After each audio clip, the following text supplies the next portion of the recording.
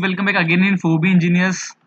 So guys, आज कुछ job update तो नहीं है, बट कुछ खास है आपके लिए। कुछ नया आज लागू हुआ है और अभी कुछ घंटे पहले ही ये चीज़, नया नियम लागू हुआ है एजुकेशन सिस्टम में, जॉब रिलेटेड इशू में। तो वही चीज़ें मैं आपको यहाँ पे बताने वाला हूँ। तो नेशनल रिक्रूटमेंट एजेंसी जो है, उनके थ्रू जो सीईटी एग्ज़ाम है, ठीक है, that is common eligibility test, ये अब लागू हो गया है। कैबिनेट की तरफ से इसकी अनुमति मिल गई है। इसका मतलब क्या है, ये सब डिटेल में इस वीडियो में हम समझेंगे। बट उससे पहले गाइज, अगर आप हमारे चैनल पे नए हो, ऐसे ही न्यूज़, ऐसे ही जॉब रिलेटेड चीज़ें अगर आप पाना चाहते हो, तो हमारे चैनल को अभी तक सब्सक्राइब नहीं किया हो तो जल्दी से सब्सक्राइब कर लो। चलिए लेट नहीं करते हैं और जल्दी से वीडियो को शुरू करते हैं।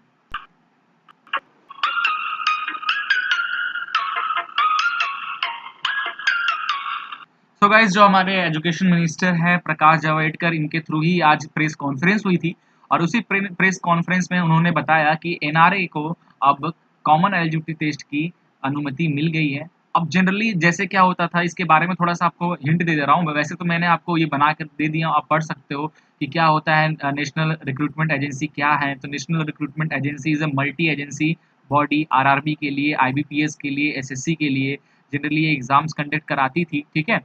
तो इसमें है क्या, इसके बारे में थोड़ा ब्रीफ दे देता हूँ, उसके बाद अपन डिटेल में डिस्कस करेंगे। तो जो आज से पहले जो एग्ज़ाम्स होते थे, एसएससी का अलग एग्ज़ाम होता था, आरआरबी का अलग एग्ज़ाम्स होता था, बैंक पीओ वगैरह का अलग एग्ज़ाम होता था। बहुत सारे गवर्नमेंट बॉडी के जो एग्ज़ाम्स होते थे वो अलग-अलग होते थे। किसी में 500, किसी में 200, किसी में 400, किसी में 800, आप अलग-अलग भरते थे, परेशान अलग होते थे। तो इस चीज़ को हटा दिया गया है। काफ़ी पहले से इसकी रिपोर्टिंग आ रही थी और फाइनली जाकर आज इसकी अनुमति मिल गई है। काफ़ी लोग कमेंट करेंगे, काफ़ी लोग को ये अच्छी इसके बारे में पूरी डिटेल पता नहीं है और वो वीडियो बनाने, मैंने काफ़ी सारे वीडियोज़ देखे हैं अभी यूट्यूब पे। कुछ भी जो मैंने आया वो बोलते जा रहे हैं, कुछ क्लियरिटी उन्होंने ढंग से पढ़ा नहीं, चीज़ों को समझा नहीं और जो मन आ रहा है उससे बोलते जा रहे हैं। कुछ लोग कह रहे हैं कि ये अच्छा नहीं हुआ, कुछ लोग कह रहे हैं वो बहुत अच्छा हुआ। तो मैं आज आपको अच्छा हुआ कि खराब हुआ वो नहीं बताऊँगा, आप डिसाइड करना अच्छा है, खराब है। इसकी मेन फैक्ट मैं बताने वाला हूँ। सो गाइज़, अभी तक जनरली आज ही लागू हुआ है, आज ही अनुमति मिल गया है इसको। तो ये क्या होगा, धीरे-धीरे इसमें क्या रूल्स, इसके सिलेबस क्या आएँगे, ये सब इंक्लूड होगा। पहली चीज़ यहाँ पे मैं कुछ चीज़ें बताना चाहता हूँ, जैसे जो एग्ज़ाम इसके अंदर कौन-कौन से, तो जो मेन एग्ज़ाम है लाइक एसएससी के, आरआरबी के और आईबीपीएस के जो एग्ज़ाम्स हैं, वो अब से एनआरए कराएगी, ठीक है? और वो तीनों का कॉमन एलिजिबिलिटी टेस्ट होगा। आपको अलग-अलग एग्ज़ाम देने की ज़रूरत नहीं पड़ेगी, एक ही एग्ज़ाम देना है, ठीक है? अब फिर आप कहोगे एक ही एग्ज़ाम देंगे तो फिर हम उसके लिए एसएससी में जाना हो, आरआरबी में जाना हो या आईबीपीएस में जाना हो तो कैसे होगा? तो जैसे कि हमें पता है कि एसएसबी, आरआरबी या आईबीपीएस की जो एग्ज़ाम्स होते हैं वो 2 राउंड, 3 राउंड में होता है, क्लियर है? प्रीलिम्स होता है, फिर मेन होता है, फिर इंटरव्यू राउंड होता है, इस तरीके से। तो जो एनआरए की जो हमारा कॉमन एलिजिबिलिटी टेस्ट होगा, जनरली वो प्रीलिम्स के लिए होगा, क्लियर है? जो फर्स्ट अटेम्प्ट आप करते हो उसके लिए ही सिर्फ होगा। तो आप फर्स्ट, फॉर एग्जांपल आप फर्स्ट अटेम्प्ट देते हो और उसमें आपके मार्क्स वगैरह ठीक-ठाक आते हैं, तो सेकंड जो है वो आरआरबी खुद लेगा, एसएससी अपना खुद लेगा, आईबीपीएस वाले वो अपना खुद लेंगे। मतलब कह सकते हैं जो मेन एग्ज़ाम होगा वो कंपनी जो अपनी-अपनी जो स्टाफ गवर्नमेंट बॉडी है वो खुद लेगी, बट जो प्रीलिम्स होता है, जो फर्स्ट राउंड होता है एग्ज़ाम का, वो एनआरए कॉमन सीईटी टेस्ट के थ्रू लिया जाएगा। अभी जस्ट ये सब चीज़ें, कुछ-कुछ चीज़ें बताई गई हैं, आगे और भी चीज़ों में बदलाव होगा, कुछ चीज़ें ऐड होगी, तो इसका सिलेबस क्या होगा ये भी नया ही होने वाला है। कई फीचर्स भी देख सकते हैं क्या यहाँ पे और क्या-क्या फ़ायदा होगा इससे, क्लियर है?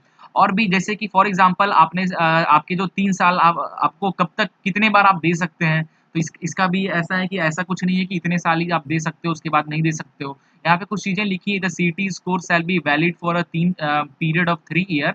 तो यहाँ पे जो आपकी सीईटी की जो स्कोर आएगी, कॉमन एलिजिबिलिटी टेस्ट आप जो दोगे, तो उसकी जो भी स्कोर होगी वो 3 साल तक वैलिड होगी। 3 साल तक वैलिड होगी इन द सेंस कि फॉर एग्ज़ाम्पल आपने इस 2020 में आपने दिया और फॉर एग्ज़ाम्पल 200 में से आपका 100 आया, क्लियर है?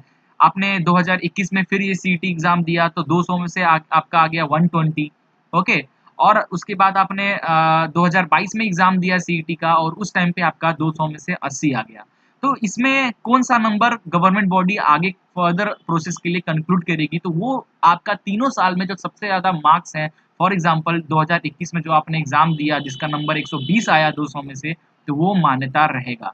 तो ये बहुत अच्छी चीज़ है, ठीक है? और ये भी अलग-अलग राउंड के लिए होंगे। फॉर एग्ज़ाम्पल डिग्री वालों के लिए अलग सीईटी एग्ज़ाम होगा, 12th पास वालों के लिए अलग टाइप का सीईटी एग्जाम होगा, 10th पास वालों के लिए अलग सीईटी एग्जाम होगा। क्योंकि हम जानते हैं एसएससी में काफ़ी सारी भर्तियाँ निकलती है जो 10th बेस पे होती है, एसएससी में काफ़ी सारी भर्तियाँ जो निकलती है 12th बेस पे होती है, डिग्री वालों के लिए अलग होता है। तो इनको एक साथ ऐसा नहीं कि आप 10th का भी क्वालीफाई हो तो भी आप दे दो, ऐसा नहीं होगा। यहाँ पे इसके लिए अलग-अलग क्राइटेरिया बाँट दिया गया है। डिग्री अगर आप डिग्री बेस पे कोई आप करना चाहते हो, डिग्री बेस के लिए अलग सीईटी एग्ज़ाम होगा। 12th पास वालों के लिए अलग सीईटी एग्ज़ाम होगा और 10th पास वालों के लिए अलग सीईटी एग्ज़ाम होगा। जैसे कि हमें पता है एसएससी में, आरआरबी में और जो बैंकिंग वाले में है, क्लर्क वगैरह की जो पोस्ट होती है 10वीं 12वीं पे भी रहती है, ठीक है? तो इसलिए ये सोचकर इस तरीके से किया गया है। मुझे तो काफ़ी अच्छा लगा, काफ़ी आपका पैसा बचने वाला है। अलग-अलग फॉर्म आप भरते थे तो काफ़ी सारे पैसा वेस्ट होते थे। अभी तक जो फिलहाल का जो लेटेस्ट न्यूज़ है उसमें यही 3 गवर्नमेंट बॉडी जुड़ी है। मतलब जहाँ तक मुझे मिला है एसएससी, आरआरबी और आईबीपीएस और भी जुड़ेंगी। 100% चांस है कि और भी गवर्नमेंट बॉडीज़ इसके साथ जुड़ेंगी और काम करेंगी। क्योंकि ये बनाया जिस मोटिव के साथ ये चीज़ बनाया गया है, उसका एक ही फंडा है कि एक ही एग्ज़ाम से क्लियर हो जाए कि बंदे के अंदर कितनी कैपेबिलिटी है, उसका आगे क्या करेगा। 50 एग्ज़ाम देने से अच्छा एक ही एग्ज़ाम दो, उसी के मार्क्स के अकॉर्डिंग आपका जिस फ़ील्ड में जाना चाहोगे, जिस फ़ील्ड में आप जा पाओगे, उस फ़ील्ड में जा पाओगे। ऐसे 50 एग्ज़ाम देकर आप पे लोड एक तो आपका लोड कम हो जाएगा इसकी वजह से, 10 एग्ज़ाम देना है, इससे अच्छा एक ही एग्ज़ाम पे फ़ोकस करोगे आप, क्लियर है? अब एसएससी का अलग सिलेबस होता है, आरआरबी का अलग सिलेबस होता है, बैंक पीओ का अलग सिलेबस होता है, तो बच्चे काफ़ी परेशान और फ्रस्ट्रेट हो जाते हैं इस चीज़ में। तो इसके लिए मुझे तो बहुत बेस्ट लगा ये चीज़। अब देखते हैं फ्यूचर में इसमें क्या-क्या चीज़ें इंक्लूड करके ये सब चीज़ें लागू की जाती हैं। इसका सिलेबस क्या होगा? क्योंकि जो सिलेबस होने वाला है वो मिक्स सिलेबस। आरआरबी की कैटेगरी में एसएससी, आईबीपीएस और भी जो गवर्नमेंट बॉडीज़ जुड़ेंगी उन सबको जोड़ के उनका एक बेस सिलेबस जो बनता है वो ही होगा इसका। क्लियर है? ऐसा नहीं कि बैंकिंग के लिए जानते हैं कि बैंकिंग के लिए रीज़निंग वगैरह की जो पढ़ाई होती है थोड़ी-सी टफ हो जाती है एज़ कम्पेयर टू बाकी सब जो गवर्नमेंट बॉडी होती है उनके एग्ज़ाम में। तो ये सब कुछ चीज़ें यहाँ पे बताई जा रही हैं जो कि काफ़ी अच्छा मुझे लगा और भी डिटेल में मैंने चीज़ें यहाँ पे बताया है। आप चाहो तो देख सकते हो, ठीक है? ग्रुप बी, ग्रुप सी वगैरह जो नॉन टेक्निकल पोस्ट है, सब कुछ इसी में जुड़ने वाला है सीईटी में। तो कॉमन एलिजिबिलिटी टेस्ट का बहुत पहले से ये सब चीज़ें बात आ रही थी और फिलहाल फाइनली ये चीज़ लागू हो गया। बहुत अच्छा न्यूज़ लगा मुझे, जैसे न्यूज़ लगा मुझे मैंने सोचा कि आपको ये चीज़ बताना चाहिए और आप ज़रूर कमेंट करके बताना कि आपको ये चीज़ कैसा लगा? क्या लगता है आपको? क्या ये सही है? क्या ये गलत है? गलत है तो क्या गलत है इसमें? क्या प्रॉब्लम होगी? आगे फ्यूचर में क्या दिक्कत हो सकती है? आप कमेंट करके अपनी जो भी विचार है हमारे साथ ज़रूर शेयर करें। सो गाइज़ आज के लिए बस इतना ही। आशा करता हूँ चीज़ें समझ में आ गई होंगी। इससे रिलेटेड और भी कुछ अपडेट वगैरह आता है तो मैं आपको ज़रूर आगे बताते रहूँगा। सो गाइज़ मिलते हैं नेक्स्ट वीडियो में, तब तक के लिए जय हिंद।